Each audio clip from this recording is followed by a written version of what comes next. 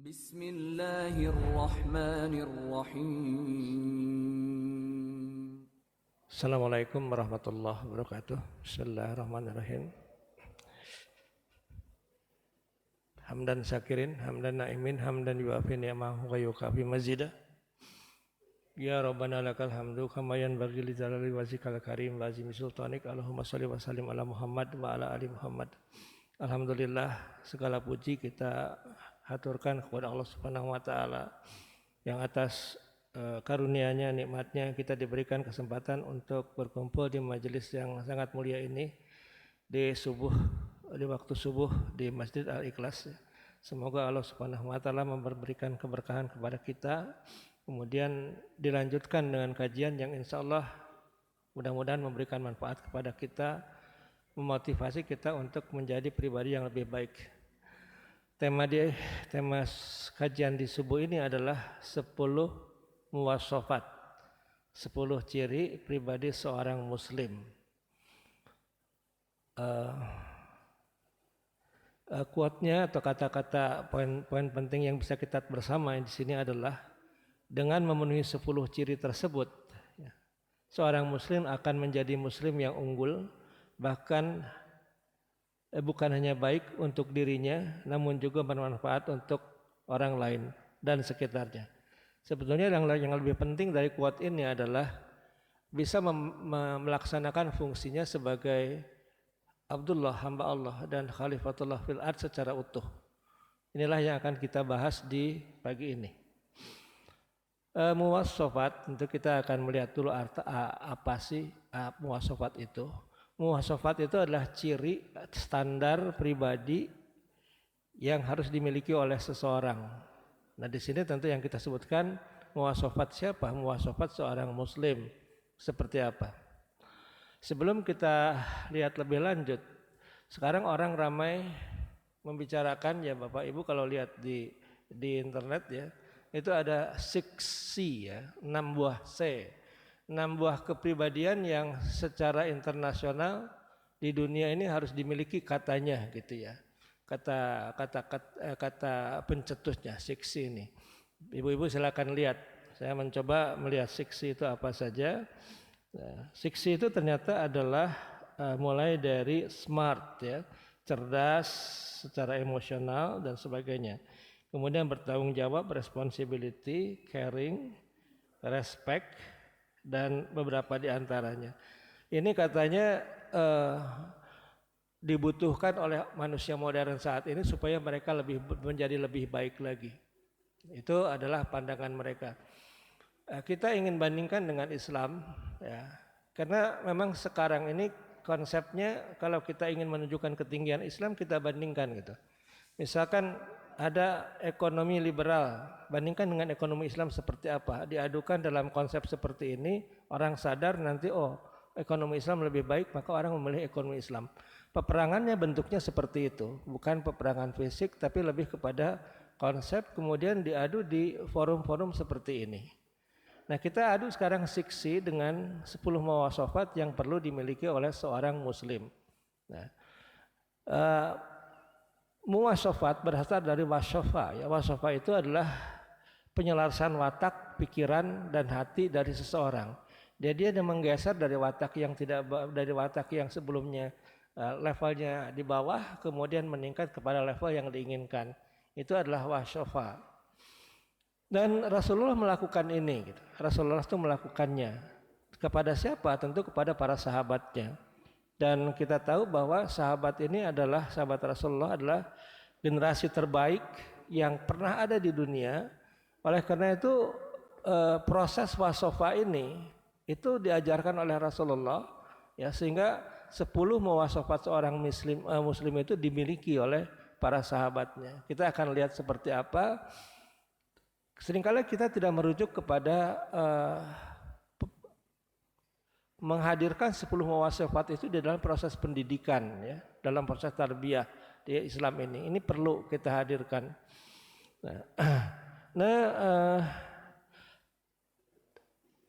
Pendidikan Rasulullah, tarbiyah Rasulullah itu menghasilkan sebutan yang tinggi dari Allah Subhanahu wa taala kepada umat yang dibentuknya, yaitu yang disebut dengan khairu ummah. Seperti kita lihat dalam surat Al-Imran ayat 110 ya. Kuntum khairu ummatin ukhrijat linnas, kau adalah umat yang terbaik yang dilahirkan untuk manusia ya. Kemudian ta'muruna bil ma'ruf wa tanhauna 'anil munkar wa tu'minuna billah. Ini disebutan dari Allah Subhanahu wa taala.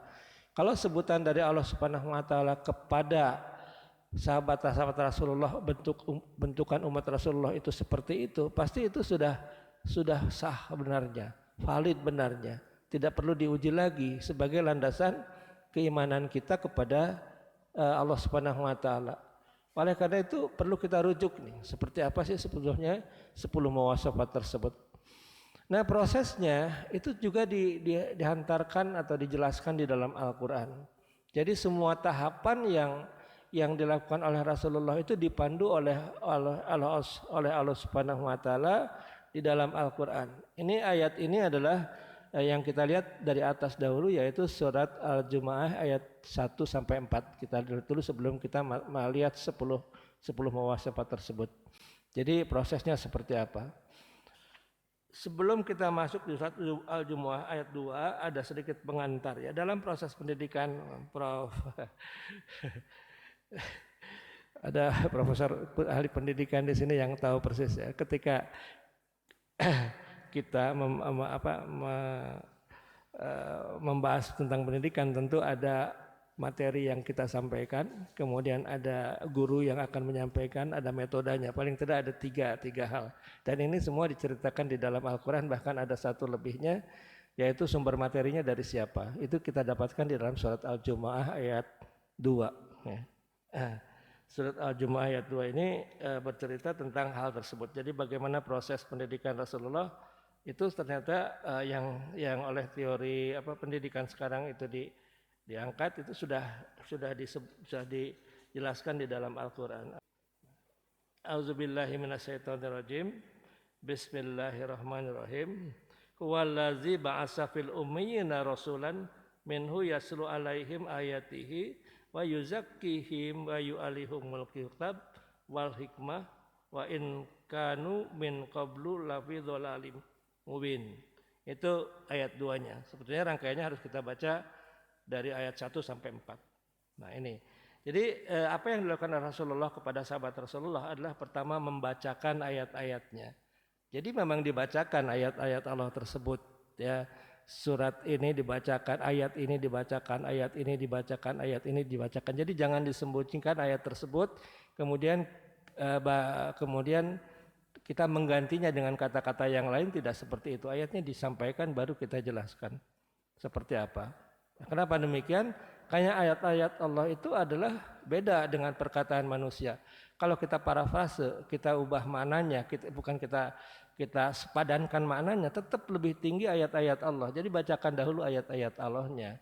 Nah, kita sering mengubah satu paragraf atau satu kalimat dengan kalimat kita sendiri. Nah, ini Rasulullah tidak seperti itu. Beliau membacakan ayatnya. Ayat-ayat Allah ini memang dibacakan. Kenapa seperti itu? Karena ayat-ayat Allah ini beda dengan perkataan kita. Kalau sudah kita parafrase, kita ubah, kita menggunakan bahasa kita, itu levelnya langsung turun. Nah, ini adalah Rasulullah. Yatlu alaihim ayatihi. Kemudian berikutnya apa? Wa yuzakkihim. Jadi proses pendidikan itu dilakukan oleh Rasulullah, menyiapkan peserta didiknya untuk menerima apa yang akan disampaikan dengan membersihkan hatinya.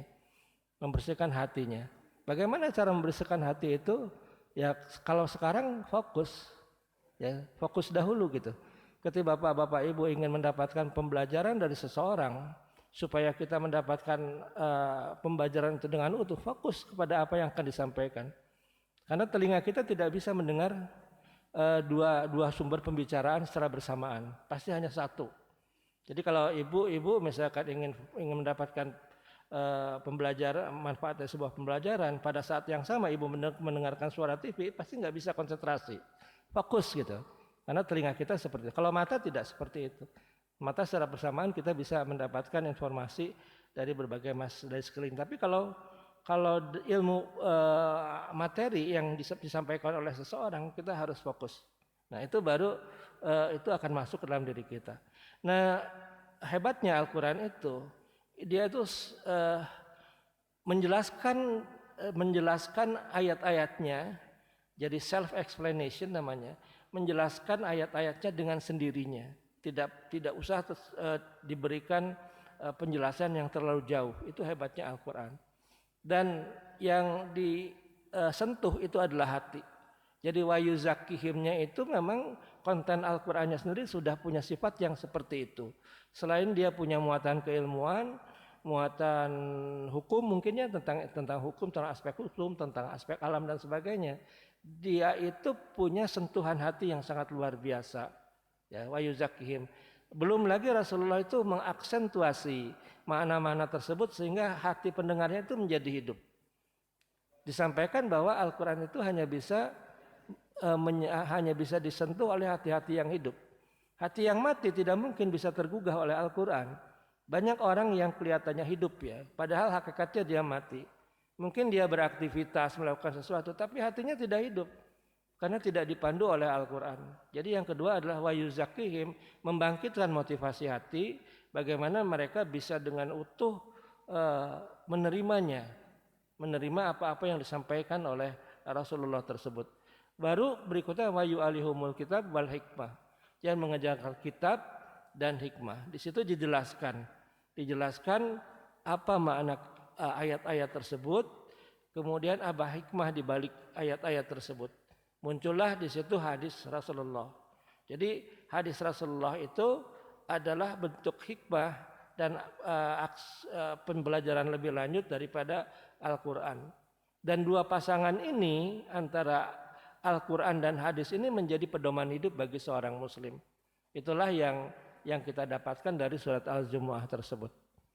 Nah kemudian di dalam surat Al-Saff ini Allah berfirman huwallazi arsala rasulahu bil huda wa dinil haq liyudhhirahu ala dini kulli. Yang kita ingin garis bawahi adalah yang liyudhhirahu ala dini kulli. Jadi Rasulullah itu kepada para sahabatnya tidak hanya mengajarkan pembentukan karakter, tetapi juga membimbing mereka dalam suatu pelatihan ataupun penugasan-penugasan yang diberikan kepada para sahabatnya untuk melakukan tugas-tugas besar, terutama menunjukkan bahwa Islam itu liyudhhirahu ala dini kulli. Islam itu memang unggul di atas din yang ada pada saat itu ataupun yang akan ada di masa yang akan datang. Itu adalah yang dikerjakan oleh Rasulullah dan berhasil gitu.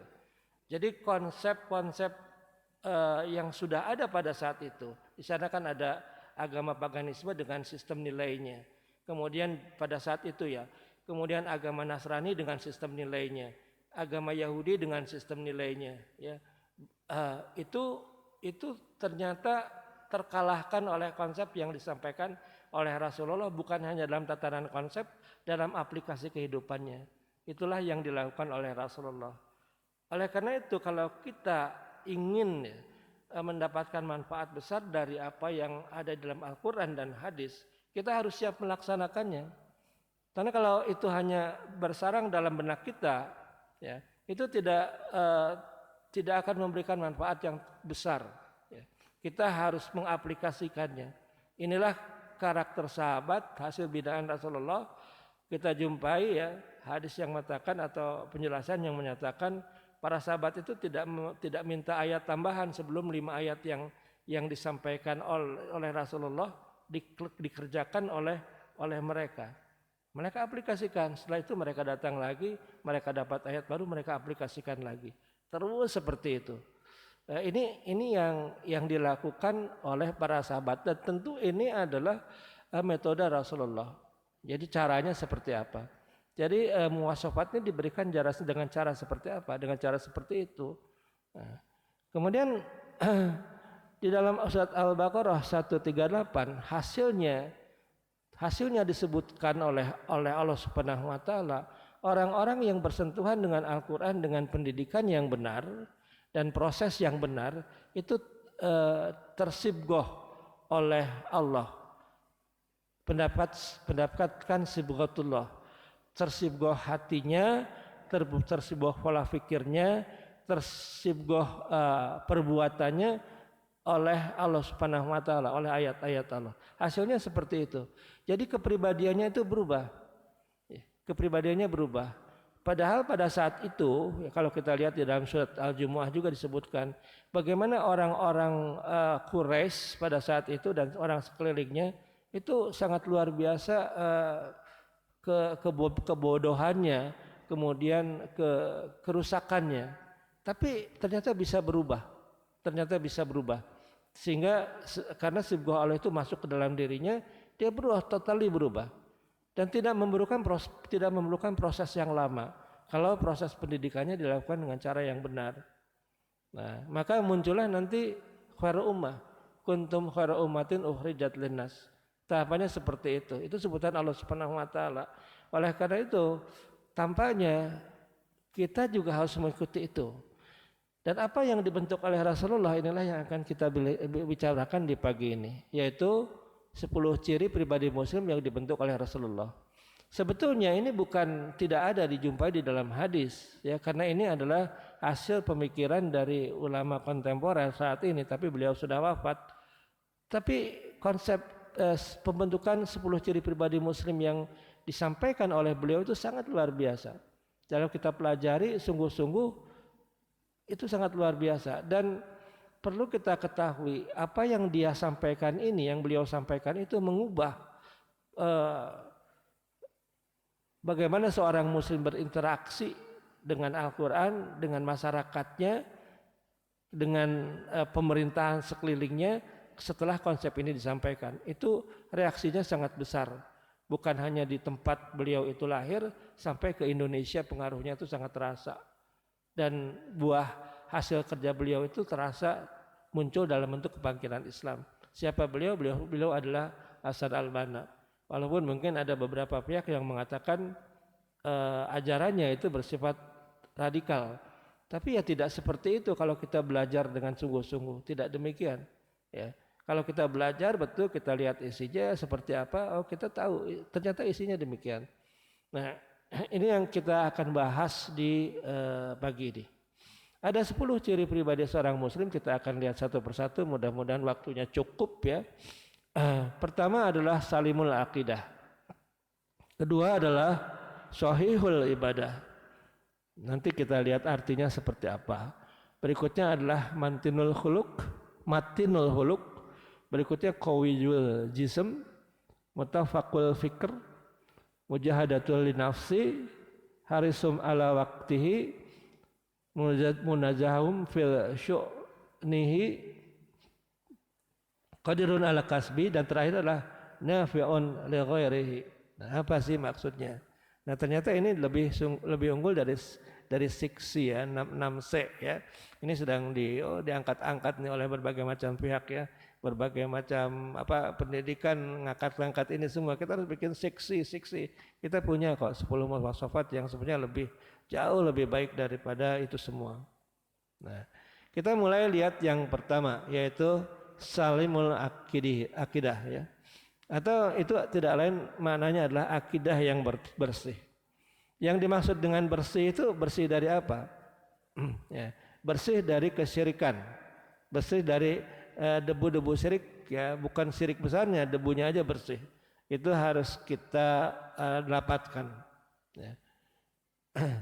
Itu terungkap dalam surat Al-An'am ayat 162 ya. Qul innas sholati wa nusuki wa mahyaya wa mamati lillahi rabbil alamin. Nah, ini kita lihat di dalam surat Al-An'am ayat 2. Kita diperintahkan oleh Allah Subhanahu wa taala.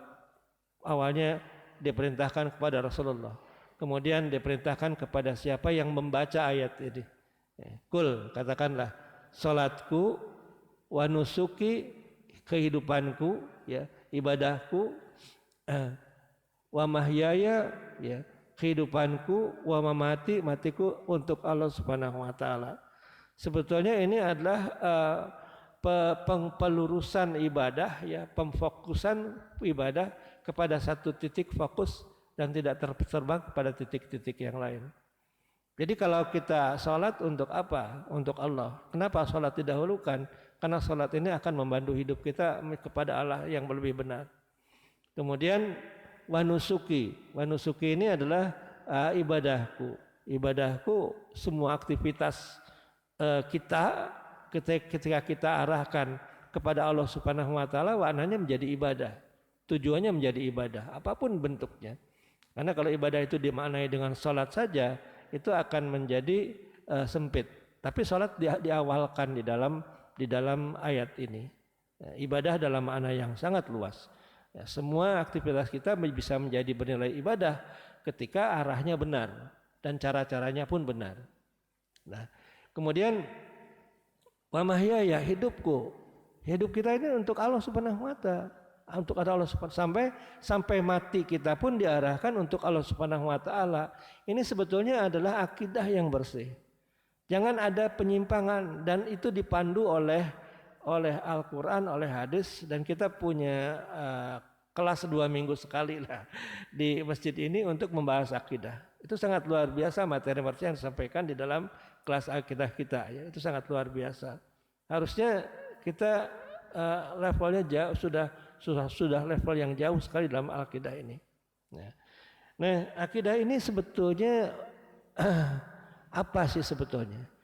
Akidah itu berasal dari kata al-aqdu. Ini saya review ulang ya, yang berarti ikatan atau kokoh, kuat dan erat. Terikat kuat, terikat erat, tetap kuat, erat dan kokoh. Itu adalah ibadah. Ibadah ini adalah keyakinan yang terikat kuat ke dalam hati, terhunjam ke dalam hati, berupa keimanan yang kokoh di dalam diri seorang muslim. Sehingga akidah itu harus bersih.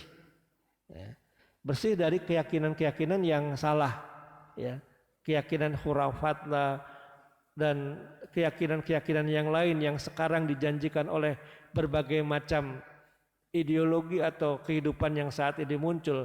Itu akan memberikan kebahagiaan ya, misalkan materi memberikan kebahagiaan, ini memberikan kebahagiaan, ini menjadi tujuan. Itu diluruskan oleh akidah kita, akidah dalam surat Al-An'am 162 tadi ya. Itu semuanya tidak benar gitu. Itu semuanya fata morgana. Yang benar adalah yang disampaikan oleh Allah Subhanahu wa taala. Kita luruskan. Apakah artinya kita harus menjauhi dunia? Tidak tentu. Karena kita hidup di dunia. Kita akan berinteraksi dengan segala pernak-pernik yang ada di dunia ini. Tapi kita harus luruskan akidah kita ya seperti itu. Hal ini menunjukkan bahwa dalam setiap aktivitas seorang muslim adalah bertujuan untuk meraih keridhaan Allah, bukan selain Allah, dan menyebabkan akidah seorang muslim yang menyebabkan akidah kita bisa terkotori.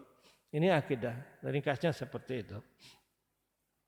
Yang berikutnya adalah ibadah. Jadi setelah kita mendapatkan, memperoleh akidah yang benar gitu. Oh, akidah yang benar itu seperti ini. Bagaimana cara kita mengabdi kepada Allah Subhanahu wa taala? Tentu muncul keinginan kita mengabdi kepada Allah Subhanahu wa taala. Itu fitrah manusia. Ya, misalkan teman-teman kita, maaf yang beragama Hindu, kalau Bapak Ibu berangkat ke Bali, mereka membuat satu ritual ibadah yang mereka buat sendiri. Mungkin di pagi hari mereka menanamkan dupa, kemudian menyimpan bunga, nanti di jam sekian juga mereka seperti itu. Saya perhatikan mereka tuh di jam-jam tertentu melakukan itu. Itu adalah bentuk pengabdian sebagai penyaluran fitrah kepada zat yang lebih tinggi. Mereka mengakui adanya Allah Subhanahu wa taala. Allah Subhanahu mengetahui adanya Tuhan ya. Sebutannya bedalah dengan kita. Tetapi caranya tidak dipandu oleh Allah Subhanahu wa taala dan Rasulullah. Caranya menjadi salah gitu. Nah, cara yang terbaik untuk pengabdian kita kepada Allah Subhanahu wa taala itu dengan mempelajari bagaimana ibadah yang diperintahkan oleh Rasulullah. Nah, jadi itu harus sahihul ibadah. Ibadahnya harus benar ya. Nah, di sini prinsip ibadah kita tidak bisa, terutama ibadah-ibadah yang khusus, kita tidak bisa mencampur-campurkan pendapat dari seseorang di dalam pelaksanaan ibadah. Kalau kata Rasulullah seperti ini ya kita lakukan seperti itu. Ketika keluar jalur dari situ, dia tidak bisa kompromi lah. Karena di situ sifatnya sesuatu yang tidak boleh diubah-ubah. Kita sebut dengan istilah bid'ah dan sebagainya. Masalahnya bukan apa-apa, bukan kita ingin mendiskreditkan pihak lain. Ketika tidak ada dalil yang kuat, ya ibadah memang bukan seperti itu.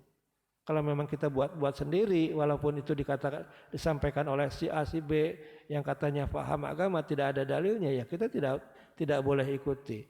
Dan ibadah ini harus sahih ya, harus benar gitu. Benar caranya mengikuti tata cara yang benar. Di dalam surat Al-Baqarah ayat 21 Allah Subhanahu wa taala menegaskan dengan sangat kuat ya. Ya ayuhan nasu budu rabbakumul ladzi khalaqakum wallazina min qablikum la'allakum tattaqun. Di bagian awalnya itu kita dapatkan wahai manusia sembahlah ya. Su'budu atau u'budu rabbakumul ladzi. Jadi sembahlah Tuhanmu. Itu perintah ibadah kita kepada Allah Subhanahu wa taala. Bentuknya bagaimana? Ya salat ya. Salat yang dicontohkan oleh Rasulullah. Jelas kita itu diperintahkan beribadah kepada Allah.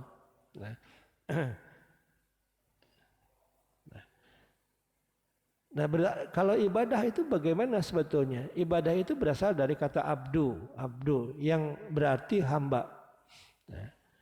Maka ibadah adalah aktivitas yang dilakukan dalam rangka menghambakan diri kita kepada Allah Subhanahu wa taala. Ibadah yang benar dan yang diterima itu apabila kita mencontoh Rasulullah ya. Sesuai dengan perintah Allah dan mencontoh Rasulullah, sesuai dengan tuntunan Rasulullah. Tetapi inti ibadah adalah keikhlasan. Keikhlasan itu adalah hanya ditujukan kepada Allah Subhanahu wa taala dalam semua aspek peribadatan yang kita laksanakan. Sebagai contoh beginilah. Kalau misalkan Bapak Ibu bekerja melakukan sesuatu gitu. Nah, kemudian saya mengambil contoh yang lain susah. Saya bekerja, kemudian pekerjaan saya ini adalah sebagai dosen katakan. Kemudian niatnya adalah hanya untuk mendapatkan popularitas dari nama yang dari gelar yang saya dapatkan. Dari popularitas itu saya banyak kawan, dihormati oleh orang lain. Itu bukan dihadapkan kepada Allah Subhanahu wa taala. Kalau dicampur bagaimana? Tidak boleh juga. Kalau mau levelingnya ini di atas, yang ini lebih bawah. Ya. Sebagai contoh, ada seorang yang pada awalnya saya sangat kagumi. Ketika saya menuntut ilmu, waktu itu sedang mengambil magister. Profesor ini sangat luar biasa ya. Saya tidak sebutkan namanya, tapi dia bukan beragama Islam. Dalam satu kesempatan diskusi gitu, terus saya bertanya, Prof ini luar biasa ya ininya prestasinya dan sangat baik memang, bagus sekali ketika dia memberikan ilmu dan sebagainya. Motivasinya apa sih sebetulnya? Saya tanya seperti itu dalam sebuah diskusi. Motivasinya apa? Oh, motivasi saya tidak lebih saya senang dengan banyak kawan, kemudian saya bisa sharing ilmu dan sebagainya. Terus saya agak kaget ya, kok bisa ya orang yang pemahamnya demikian jauh, kuat dalam bidang keilmuan, begitu dangkal motivasinya, hanya sekedar untuk itu. Nah, terus berikutnya saya berikut ulang, oh pantas dia bukan seorang muslim. Kalau seorang muslim dia akan menarik ke belakang kepada intinya. Untuk apa sih dia berilmu tersebut? Untuk mengabdi kepada Allah Subhanahu wa taala gitu. Demikian pula pekerjaan-pekerjaan yang lain itu juga seperti itu. Nah, ketika pekerjaan-pekerjaan itu kita maknai dengan pengabdian kepada Allah semata, nanti multiple efek positifnya itu akan muncul. Tapi sebaliknya, kalau misalkan motivasinya bukan karena Allah Subhanahu wa taala, kita mendapatkan kebaikan itu di dunia, tapi di akhirat kita tidak mendapatkan kehidupan tersebut. Nah, yang disebut kehidupan bagi seorang muslim, kehidupan yang sebenarnya kan kehidupan di akhirat. Kehidupan di dunia ini adalah transisi masa kita berladang, bercocok tanam. Kehidupan yang sebenarnya di akhirat gitu. Ya pantas orang-orang kafir itu seperti itu hidupnya. Ya. Dan yang tadi itu adanya di level yang pertama di muwasafat yang ke-1 yaitu akidah tadi. Pemahaman yang tadi itu posisinya di akidah. Ya. Ketika akidahnya benar, hidupnya itu akan benar. Kalau wa ma khalaqtul jinna wal insa illa liya'budun. Tidaklah aku ciptakan jin dan manusia melainkan untuk beribadah kepadaku saja. Nah, kalau misalkan akidahnya benar, ibadahnya jadi benar. Ya. Nah, kalau orang-orang yang tidak mengenal Allah Subhanahu wa taala, pasti ibadahnya tuh nilainya sangat rendah. Ya, sangat rendah. Nah, itu harus kita yakini seperti itu. Oleh karena itu kita yang sudah memiliki akidah Islam, tolong kita pelihara bersama, kita tingkatkan, kemudian kita warnai kehidupan itu dengan nilai-nilai akidah yang benar ya. Ibadahnya itu diikhlaskan hanya kepada Allah Subhanahu wa taala. Nah, ibadah mencakup semua jenis ketaatan, baik lisan, anggota badan dan hati. Jadi ketika lisan kita dalam rangka taat kepada Allah, hati kita dalam rangka taat kepada Allah Subhanahu wa taala, aktivitas kita ditujukan dalam rangka taat kepada Allah Subhanahu wa taala, dia akan menjadi nilai ibadah gitu. Ibu-ibu ketika membesarkan putra-putrinya, ya bapak-bapak juga sama. Nah, dalam rangka seperti itu kan menjadi nilai ibadah.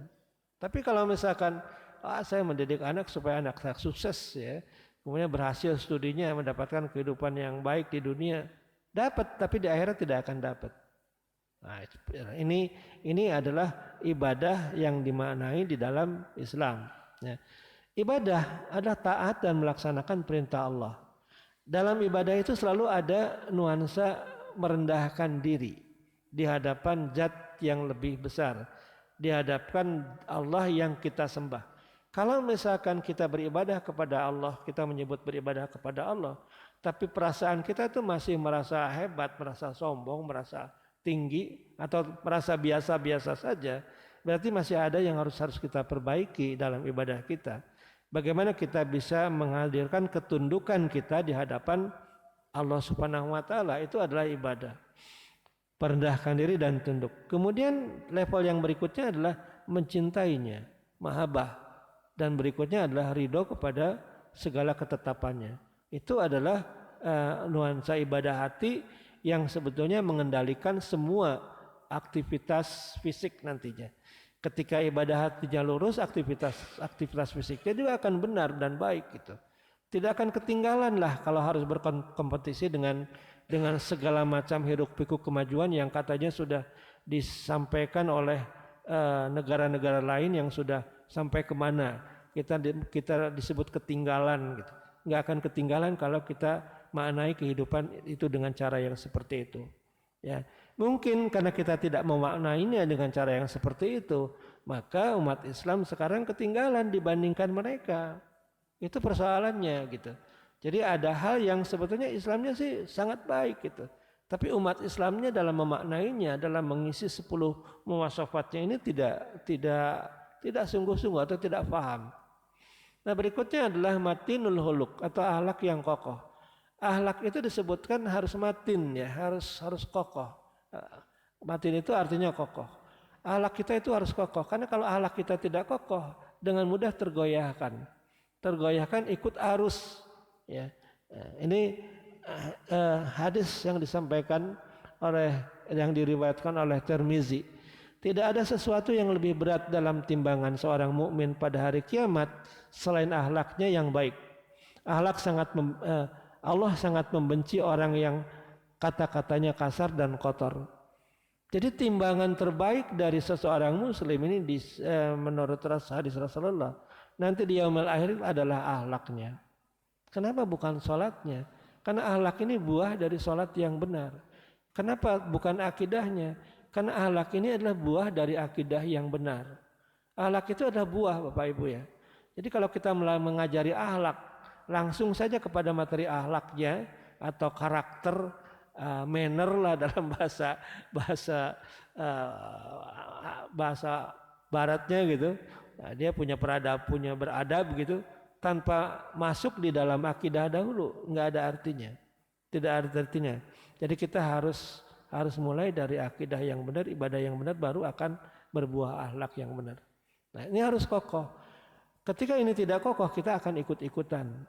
Kita akan ikut-ikutan kepada yang lain. Secara bahasa matin berarti tangguh dalam segala hal, lagi kokoh. Sedangkan huluk berarti tabiat. Jadi matinul huluk adalah dapat diartikan sebagai tabiat seorang muslim yang kokoh dan tidak goyah dalam segala kondisi. Ya ketika diiming-iming sogokan, kemudian kita goyah gitu ya. Ketika diiming-iming sesuatu, kita goyah dari yang benar. Itu artinya tidak matin gitu, ininya, khuluknya. Ya. Nah kita harus kokoh. Meski dalam keadaan sulit maupun senang, seorang muslim tetap dapat menampilkan tabiat yang baik kepada seluruh makhluk Allah di muka bumi. Nah, jadi tabiat yang baik itu bukan hanya kepada manusia, juga kepada Allah Subhanahu wa taala. Katakanlah kita tabiatnya baik kepada manusia, tetapi kepada Allah Subhanahu wa taala mensekutukan gitu atau melanggar perintahnya, itu ya bukan akhlak yang matin yang seperti itu. Berikutnya adalah qawiyun jism, tubuh yang kuat. Ini harus kita perhatikan. Seorang muslimah itu sebaiknya kita memiliki fisik yang harusnya ya, bukan sebaliknya. Memelihara fisik kita. Mu'minun al-mu'minul qawiyyin khairu wa ahabu ilallah minal mu'minin dhaif ya. Mukmin yang kuat, yang qawi itu lebih dicintai, lebih disukai oleh Allah Subhanahu wa taala daripada mukmin yang lemah. Jadi bapak-bapak dan ibu semuanya harus memperhatikan ini gitu, karena ini hadis Rasulullah. Mari kita pelihara fisik kita supaya kita bisa beribadah dengan baik kepada Allah Subhanahu wa taala. Bahkan ketika panggilan jihad itu ada, kalau fisik kita kuat, kita siap melaksanakannya. Tapi kalau misalkan fisik kita lemah, bagaimana kita bisa berjihad di jalan Allah Subhanahu wa taala? Ya. Ini sebabnya fisik itu menjadi bagian juga yang penting di dalam Islam. Ya. Muslim yang baik adalah muslim yang memperhatikan kesehatan tubuhnya, karena dengan tubuh yang sehat dan kuat, kebutuhan beribadah kepada Allah Subhanahu wa taala akan berjalan maksimal. Jadi penting ya. Nah ini bagaimana ilmu kedokteran, ilmu kesehatan olahraga sudah sangat luar biasa. Ilmu gizi sudah sangat luar biasa. Kita manfaatkan itu semua dalam bentuk qawiyun ya, dalam membentuk muslim yang secara fisik, secara jisid, secara jasad itu kuat ya. Kesehatan jasmani ini harus betul-betul kita perhatikan, karena dengan cara seperti ini ya kita akan bisa melaksanakan ibadah dengan benar. Jangan tidak peduli gitu. Nah, karena apa? Karena tanggung jawab kita di hadapan Allah Subhanahu wa taala itu berat gitu. Sebab ketika Allah memerintahkan kita untuk mengabdi kepada Allah dan untuk memeratkan diri kita sebagai khalifah di muka bumi, itu memerlukan fisik yang kuat ya. Mudah-mudahan di sini ada ya kegiatan pemudanya futsal ya, Kang Arul ya. Nah mudah-mudahan paling tidak kita membentuk fisik yang kuat ya, kemudian nanti akidahnya juga kita kuatkan ya, ibadahnya juga kita kuatkan ke arah sana. Jadi bisa saja kita mulai dari sisi yang lain, kemudian baru kita merujuk mengarah kepada penguatan akidahnya. Berikutnya adalah musaqqaful fikr, kecerdasan dalam berpikir. Nah, kecerdasan dalam berpikir ini maknanya sangat luas ya, maknanya sangat luas. Dalam surat Az-Zumar Allah berfirman, apakah sama orang yang mengetahui dengan orang-orang yang tidak mengetahui? Sebenarnya hanyalah orang-orang yang berakal sehat yang dapat menerima pelajaran. Nah, ini kita lihat di dalam surat Az-Zumar. Sangat jelas Allah menjelaskan bahwa kita harus menguatkan fikir kita. Ya. Dalam pengertian yang sangat umum, bukan hanya dengan pemahaman terhadap ayat-ayat Allah Subhanahu wa taala yang sifatnya qauliyah atau Al-Qur'an, juga dalam ayat-ayat yang sifatnya kauniyah.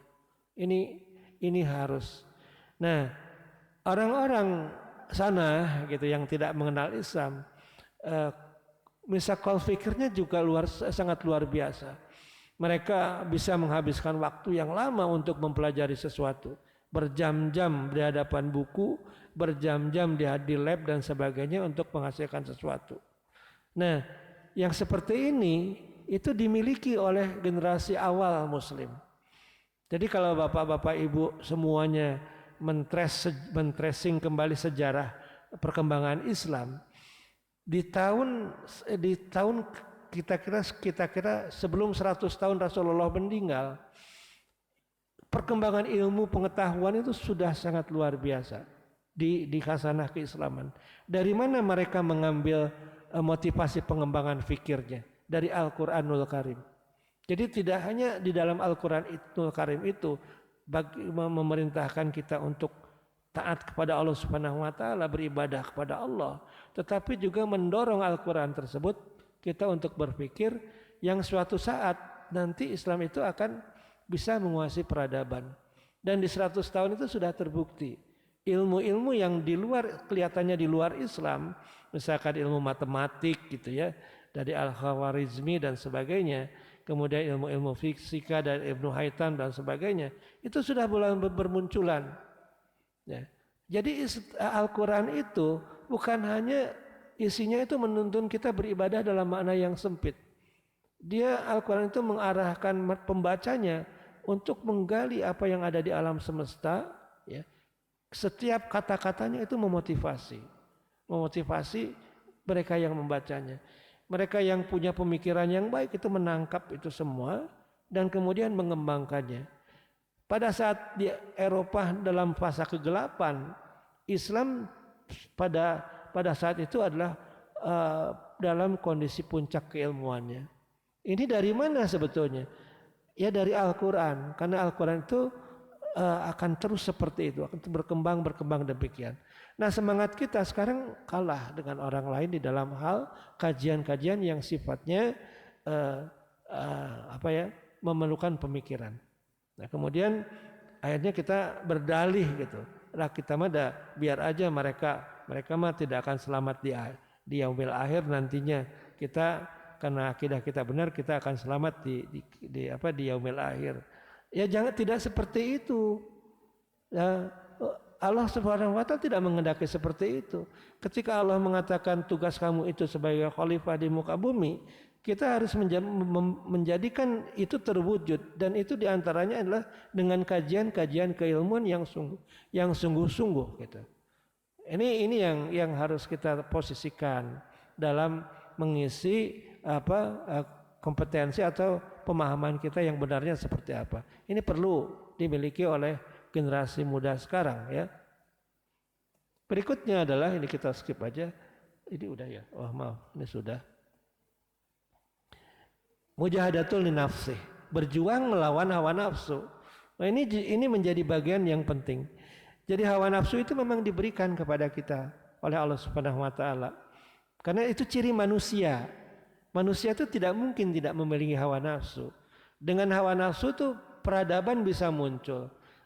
Aneka warna, aneka jenis baju yang ada di sini, model yang ada di sini, itu karena kita memiliki hawa nafsu.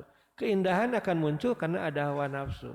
Tapi bagaimana hawa nafsu itu bisa kita kendalikan, tunduk di bawah syariat, itu yang disebut dengan mujahadatul linafsi. Berjuang melawan hawa nafsu itu di situ. Jadi berjuang melawan hawa nafsu itu bukan menghilangkan hawa nafsu, tapi menundukkan hawa nafsu di bawah syariat dan akal sehat. Itu adalah bagaimana kita bisa menghadirkan karakter itu di dalam diri kita. Berikutnya adalah harisun ala waktihi. Ini kemampuan untuk memanage waktu ya. Kemampuan untuk memanage waktu. Waktu kita itu 24 jam itu sangat terbatas sebetulnya. Karena pekerjaan yang kita kerjakan itu banyak sekali. Kalau kita ingin mendapatkan poin plus di hadapan Allah Subhanahu wa taala, enggak habis-habisnya pekerjaan itu. Ya, bagaimana kita mengerjakan satu, yang lain banyak. Jadilah mintalah kepada Allah supaya kita disibukkan oleh Allah Subhanahu wa taala, bukan disibukkan oleh manusia. Nanti Allah akan menyibukkan kita dengan berbagai macam pekerjaan yang itu punya nilai yang besar juga untuk kemanfaatan manusia. Pasti seperti itu. Tapi kalau kita mengejar-ngejar kesibukan, kita cari-cari sendiri, ya, kemudian kita lupakan Allah Subhanahu wa taala, kita akan disibukkan dengan hal-hal yang seperti itu semuanya tidak punya nilainya di hadapan Allah Subhanahu wa taala. Alangkah bahagianya kalau kita diposisikan oleh Allah Subhanahu wa taala karena minta kepada Allah pengaturan waktu yang benar, dipekerjakan oleh Allah Subhanahu wa taala sebagai pekerja Allah. Wah, nikmat sekali. Dari satu aktivitas ke aktivitas lain, itu Allah berikan terus-menerus. Semakin kita sungguh-sungguh, semakin diberikan kesibukan seperti itu. Jadi pekerjaannya Allah itu sangat luar biasa. Sangat luar biasa. Nah, itu bergantung pada diri kita nih.